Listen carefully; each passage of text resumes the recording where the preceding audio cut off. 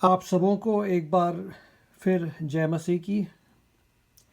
ये एक भजन है राजा दाऊद का, जो इसराइल का राजा हुआ करता था एक ज़माने में। और इस भजन में दाऊद ने एक ऐसे व्यक्ति के बारे में लिखा है जो परमेश्वर के करीब आ सकता है, जो परमेश्वर के भवन में वास कर सकता है। यानी कि एक ऐसा व्यक्ति जो खरी चाल चलता है, जो सीधे मार्ग में चलता है, परमेश्वर का खोजी है।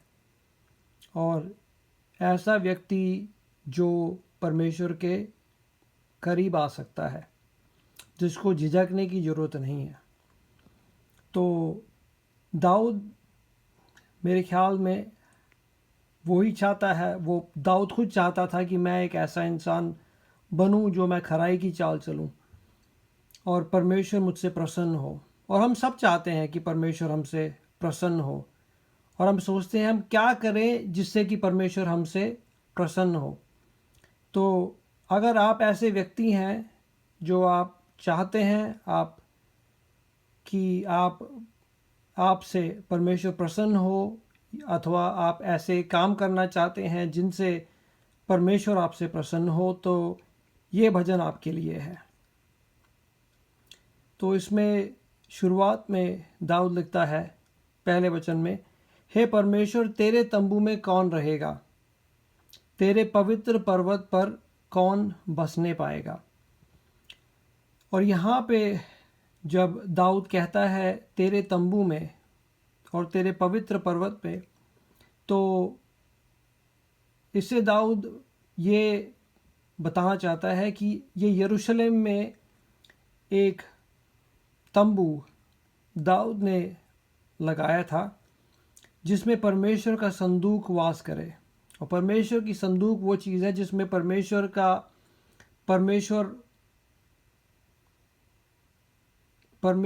की क्या कहते हैं उसे, परमेश्वर की अंग्रेजी में ग्लोरी बोलते हैं, और हिंदी में परमेश्वर की महिमा या उसका तेजस या उसकी ज्योति वास करती हो। ठीक है, तो अंग्रेजी में इसको आर्क ऑफ द कवेनेंट बोलते हैं, और हिंदी में हम इसे वाचा का संदूक कहते हैं। और ये यहूदियों के आराधना का या उनके प्रार्थना का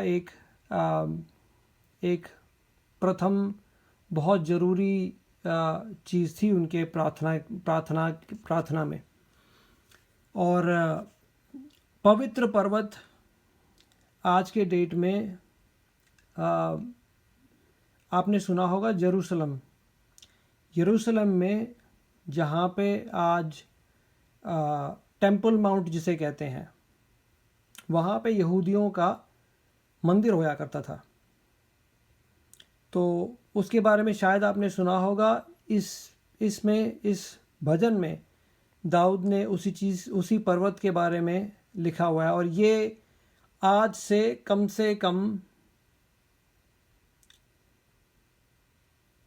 2000 नहीं, 2500 या अबाउट लगभग 2.5 से 2800 साल पहले की बात है। और पवित्र बाइबल भी जो है काफ़ी पुरानी पुस्तक है। इसके शुरुआत के जो पुस्तक है वो काफ़ी पुरानी, इसकी ये जो लिखा गया है काफ़ी पुरानी बातें हैं इसमें। ऑलमोस्ट आप ये मान लीजिए 3000 साल पहले तक की चीज़ें कला में लिखी गई है। इसकी आखिरी पुस्तक जो है आज से लगभग 2000 साल पहले सोच के आप हैरान होंगे कि 2000 साल पहले बाइबल को कंप्लीट कर दिया, लिख के पूरा कर दिया गया था। यानी कि बाइबल की आखिरी किताब जो है आज से लगभग 2000 साल पहले पूरी हो चुकी है। तो जब इसमें दाऊद लिखता है पहले वचन में कि हे परमेश्वर तेरे तंबू में कौन रहेगा, तेरे पवित्र पर्वत पर कौन बसने पाएगा, तो आज से ये मान के चलिए लगभग 2,500 या 2,500 ईयर्स अगो इसके बारे में लिखा हुआ है। और ये पर्वत आज भी है, आज भी है। इस पर्वत का नाम टेम्पल माउंट बोलते हैं अंग्रेजी में। उस पे आज एक मस्जिद खड़ा है, तो वो अलग ही हिस्ट्री है, उसमें अब आज नहीं जाएंगे। हमारा फोकस आज इस पर है कि हे परमेश्वर तेरे तंबू में कौन रहेगा, तेरे पवित्र पर्वत पर कौन बसने पाएगा। ऐसा व्यक्ति जो परमेश्वर के करीब आ सकता है, ऐसा व्यक्ति जो धर्मी ठहराया जाएगा। तो यहाँ पे दूसरे वचन में दाऊद लिखता है, वह जो खराई से चलता और धर्म के काम करता और हृदय से सच बोलता। अगर हम सच अपने आप से सच हम अपने आप से अगर सच बोलें तो कई चीज़ें जो इसमें लिखी हैं ये हमारे बारे में सच नहीं हो सकती। क्या हम हमेशा खराई से चलते हैं, हमेशा धर्म के काम करते हैं? क्या हम हमेशा हृदय से सच बोलते हैं? कभी कभी छोटी मोटी झूठ। अब हम कहेंगे कि अरे भैया वो तो इंसान है, गलती हो जाती है, ऐसे है वैसे है। लेकिन परमेश्वर जो है, परमेश्वर धर्मी है और परमेश्वर चाहता है कि हम भी धर्मी हों, हृदय से सच बोलें, क्योंकि परमेश्वर कहते हैं कि मैं सत्य हूँ। प्रभु यीशु मसीह ने कहा कि मार्ग, सत्य और जीवन मैं ही हूँ। तो परमेश्वर चाहता है कि इंसान को जिसको उसने बनाया वो भी खराई से चले, धर्म के काम करे, यानी सही काम करे और हृदय से सच बोले। जो अपनी जीभ से निंदा नहीं करता और ना अपने मित्र की बुराई करता और ना अपने पड़ोसी की निंदा सुनता। देखिए, ना आप किसी का मजाक उड़ाते हैं, ना अपने मित्र की बुराई करते हैं और ना अपने पड़ोसी की निंदा सुनते हैं। तो मतलब अगर कोई और भी मजाक उड़ा रहा हो किसी और का, ठीक है, कोई किसी अपने मित्र की या अपने दोस्त की बुराई करता हो या अपने पड़ोसी की निंदा करता हो, और प्रभु यीशु मसीह से एक टाइम पूछा गया कि मेरा पड़ोसी कौन है? आपका पड़ोसी वो है जो उस टाइम आपके पास है। तो मतलब घर के पास रहने वाला पड़ोसी नहीं, हर एक व्यक्ति जो कोई आपके संपर्क में आता है वो आपका पड़ोसी हो गया। यानी कि सारे लोग, दुनिया के सारे लोग, उन सब से उन किसी का मजाक नहीं उड़ाना और ना किसी की बुराई करना है, और अगर कोई ऐसा करता है तो उनकी नहीं सुनना। परमेश्वर ऐसा चाहता है हमसे। और चौथे वाक्य में ऐसे लिखा है, वह जिसकी दृष्टि में निकम्मे मनुष्य तुच्छ और यहोवा के डरवैयों का आदर करता है, जो शपथ खाकर बदलता नहीं, चाहे हानि उठानी पड़े। कभी ऐसे व्यक्ति को देखा है जिसके दृष्टि में निकम्मे मनुष्य तुच्छ, मतलब उनकी कोई कदर नहीं है, ना उनकी बातों की कदर है और ना उनकी हरकतों की कदर है, उनके साथ ना उठना बैठना है। खराई की चाल चलो तो हम और तुम मित्र, और अगर नहीं तो तुम अपने रास्ते हम अपने रास्ते। और जो यहोवा के डरवैयों का आदर करता है, जो धर्मी लोगों का, और यहोवा परमेश्वर का एक नाम है जो यहूदी इस्तेमाल करते थे, और आज के डेट में भी यहूदी और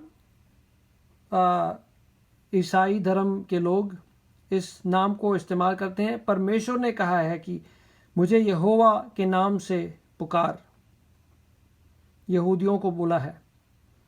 तो जो यहोवा के डरवैयों का आदर करता है, क्या आप यहोवा के डरवैयों का आदर करते हो, उनकी सहायता करते हो? परमेश्वर की आशीष आप पर होगी। और चौथे वचन के आखिरी पद में लिखा है, जो शपथ खाकर बदलता नहीं, चाहे हानि उठानी पड़े। तो मतलब सच बोलने के वजह से अगर आपका नुकसान भी होता है तो आप पीछे नहीं हटते, आप सच्चाई के मार्ग पे चलते हैं चाहे नुकसान हो जाए। और ऐसे लोगों से जो पर हृदय से सच बोलते हैं, परमेश्वर ऐसे लोगों से प्रसन्न होता है। और आखिरी 5वें पद में ऐसे लिखा है, जो अपने रुपए ब्याज पर नहीं देता और निर्दोष की हानि करने के लिए घूस नहीं लेता। जो कोई ऐसी चाल चलता है वह कभी ना डगमगाएगा। और यहाँ पे जब लिखा है ना, जो अपने रुपए ब्याज पर नहीं देता, ये ऐसे लोगों के बारे में है जो लोगों से मनमाना ब्याज लेते हैं, बहुत ज़्यादा ब्याज लेते हैं। और कुछ लोग ज़रूरत में आके ब्याज पे पैसा ले लेते हैं, उठा लेते हैं, और कुछ लोग उनका फ़ायदा उठाते हैं। ऐसा ना करें, ऐसा ना करें। दूसरों पे रहम खाएं जो मुश्किलों से गुज़र रहे हैं। अगर आपसे बन सके तो उनकी सहायता करें। और अगर आपके पास थोड़ा बहुत है पैसा देने के लिए, लेकिन उससे आपकी रोजी रोटी चल रही है, थोड़ा बहुत ब्याज लें, फ़ायदा ना उठाएं किसी का। परमेश्वर ऐसा चाहता है। और निर्दोषों की हानि करने के लिए घूस नहीं लेता। परमेश्वर के वचन में साफ साफ लिखा है घूस नहीं लेना चाहिए। और घूस लेने वाले व्यक्ति को भी, उसके भी हृदय में जो है परमेश्वर बोलता है, उसकी आत्मा बोलती है कि भैया ये गलत है, घूस ना ले। लेकिन फिर भी कई बार हम अपनी आत्मा को मारकर घूस ले लेते हैं, गलत बात है। जो कोई ऐसी चाल चलता है वो कभी ना डगमगाएगा। अब आप देखेंगे कि खराई की चाल चलना, धर्म का काम करना, हृदय से सच बोलना, जीभ से निंदा ना करना, मित्र की बुराई ना करना, और अपने पड़ोसी के निंदा कोई करता हो तो उसकी ना सुनना, जिसके दृष्टि में निकम्मे मनुष्य तुच्छ, और यहोवा के डरवैयों का आदर, जो शपथ खाकर बदलता नहीं, चाहे हानि उठानी पड़े, जो अपना रुपए ब्याज पे ना देता हो, निर्दोष की हानि करने के लिए घूस ना लेता हो। ऐसा व्यक्ति कौन हो सकता है? आप अगर टॉर्च लेके ढूंढेंगे तो भी ना मिलेगा ऐसा कोई व्यक्ति। और मैं अपनी बात भी मिला के कह रहा हूं कि मैं भी इतना भला नहीं हूं, लेकिन परमेश्वर चाहता है कि हम इतने भले हों। तो ऐसे क्या कर सकते हैं हम कि हम इस स्टैंडर्ड तक हम पहुंच सकें? तो जब हम आगे बाइबल में पढ़ते हैं तो हम पाते हैं कि इंसान जो है अपने कामों से, यानी कि अपने अच्छे कर्मों से, या पैसे देकर, या चर्च जाकर, या तीर्थ यात्रा जाकर, ये मार्ग या ऐसी एक अवस्था में कभी नहीं पहुंच सकता। अब आप बोलेंगे कि हाँ, हम अगर थोड़े पैसे चर्च को दे दें तो बात बन जाएगी? नहीं जी, नहीं बनेगी। अच्छा, अगर हम चर्च चले जाएंगे तो बात बन जाएगी? नहीं जी, नहीं बनेगी। अच्छा, तो फिर क्या करें? परमेश्वर के वचन में ये लिखा है कि आपने कुछ नहीं करना, परमेश्वर ने आपके लिए सब कुछ कर दिया है। और परमेश्वर ने क्या किया है? अब देखिए, वचन में ऐसा लिखा है कि पाप की मजदूरी मौत। ठीक है, इनमें से कोई भी अगर आपने पाप किया हो तो परमेश्वर के वचन के अनुसार पाप की मजदूरी मौत, तो अपनी जान देनी पड़ेगी। अब वो तो हो नहीं सकता, तो जान दे बगैर मौत का जुर्माना कैसे भरा जाए और धार्मिकता हमें कैसे मिले? तो वचन में ऐसा लिखा है, प्रभु यीशु मसीह स्वर्ग से इंसान बनकर इस पृथ्वी पर आए, और उन्होंने खरी चाल चली, और बिल्कुल ऐसे धार्मिक जीवन उन्होंने व्यतीत किया, और अपने किसी भी पापों के लिए नहीं, उनमें कोई पाप नहीं था, लेकिन वो हमारे पापों को लेकर, हमारे पापों को अपने ऊपर ढाकर वो सूली पर चढ़ाए गए और हमारे लिए मारे गए। उन्होंने अपना सारा लहू हमारे लिए बहाया। तो अगर आप प्रभु यीशु मसीह पर विश्वास लाएं और अपने पापों से मन फिराएं, यानी अपने पापों से मुंह मोड़ लें, परमेश्वर से माफ़ी मांगे, तो जो है आपको ये धार्मिकता उपलब्ध हो सकती है। परमेश्वर जो है आपको अपने पापों से छुड़ा सकता है। और पापों से छुड़ा लेने के बाद हम ये नहीं सोचते कि हमेशा के लिए आप बिल्कुल जो है कोई भी गलती करे बगैर अपनी पूरी ज़िंदगी काटोगे। ऐसा संभव नहीं है, इंसान हैं हम। लेकिन एक बार जो इंसान मसीह में आ जाता है, प्रभु यीशु मसीह पर विश्वास लाता है और अपने पापों से मन फिराकर बपतिस्मा लेकर पवित्र आत्मा का वरदान पाता है, ऐसा व्यक्ति फिर पाप के अधीन नहीं है। तो जो प्रभु यीशु मसीह में नहीं है वो पाप के अधीन है, तो ना चाहते हुए भी वो बुराई करते हैं। जो यीशु मसीह में है, जो प्रभु यीशु मसीह पर विश्वास लाके अपने पापों से मन फिराकर बपतिस्मा लेकर पवित्र आत्मा का वरदान पाके जीने वाले लोग, वो पाप के अधिकार में नहीं है। तो ये आपको पापों से मुक्ति मिल सकती है, आपको पापों से मुक्ति मिल सकती है और आप परमेश्वर के करीब आ सकते हैं और एक पवित्र जीवन आप जी सकते हैं, और ये सिर्फ यीशु मसीह के द्वारा आपको उपलब्ध है। तो मैं बस ये चंद बातें आपके सामने रखना चाहता हूँ और आपसे ये विनती है कि आप इस विषय के बारे में सोचें और आप प्रार्थना करें। जैसे मैंने आपको पहले भी बताया पिछले वीडियो में कि आप गूगल करके जो है बाइबल ढूंढ सकते हैं, ऑनलाइन मिल जाती है बाइबल, तो पढ़ के देखें, उसके नए नियम में जाएं आप। मत्ती का सुसमाचार हो गया या यूहन्ना का सुसमाचार हो गया, लूका का सुसमाचार हो गया, पढ़ के देखें और देखें प्रभु यीशु मसीह के बारे में क्या लिखा है। और फिर आप एक बार प्रार्थना करके देखें कि हे प्रभु यीशु मसीह, अगर तू ही सच्चा खुदा है, तू ही सच्चा परमेश्वर है, तो मुझे दर्शन दे या मुझसे बात कर। और मैं आपको बता रहा हूँ अपने एक्सपीरियंस से कि प्रभु जो है आपसे ज़रूर बात करेगा। जितना हम परमेश्वर से करीब आना चाहते हैं उससे ज़्यादा, कई ज़्यादा परमेश्वर हमारे करीब आना चाहता है।